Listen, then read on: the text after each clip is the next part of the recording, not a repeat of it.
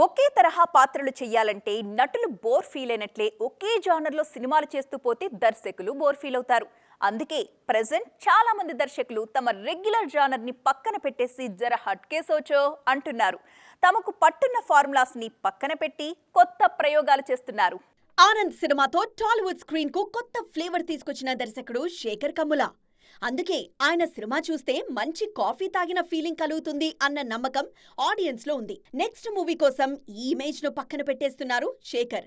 ధనుష్ తో చేయబోయే సినిమాను తన రెగ్యులర్ స్టైల్ కు భిన్నంగా మాఫియా బ్యాక్ డ్రాప్ లో ప్లాన్ చేస్తున్నారన్నది talk. Commercial comedy specialist Anil Ravipudi కూడా రీసెంట్ మూవీ విషయంలో తన స్టైల్ ను మార్చేశారు. అనిల్ మూవీస్ అంటే ఫుల్ కామెడీ కాస్త యాక్షన్ అన్నట్లుగా ఉంటాయి. కానీ recent blockbuster Bhagavanth Kesar ని మాత్రం యాక్షన్ ఎంటర్టైనర్ గా తెరకెక్కించారు. అక్కడక్కడ తన మార్క్ కామెడీ కనిపించినా మేజర్ గా యాక్షన్ మీదే ఫోకస్ చేశారు. టాప్ హీరోలను డీల్ చేస్తున్న దర్శకులు కూడా ప్రెజెంట్ రూట్ మార్చేస్తున్నారు. స్టైలిష్ టిపికల్ టేకింగ్ తో పేరు తెచ్చుకున్న సుకుమార్ ఊరమ్మ టర్న్ తీసుకుని పాన్ ఇండియా హిట్ అందుకున్నారు. కమర్షియల్ సినిమాలోనూ మెసేజ్ ఓరియంటెడ్ పాయింట్స్ ను టచ్ చేసే కొరటాల శివ అప్కమింగ్ సినిమాలో మెసేజ్ లాంటివేవీ ఉండవని క్లారిటీ ఇచ్చారు. ఇలా సక్సెస్ ఫార్ములాను కాదని రిస్క్ చేస్తున్న దర్శకులకు ఆడియన్స్ నుంచి కూడా మంచి రెస్పాన్స్ వస్తుంది.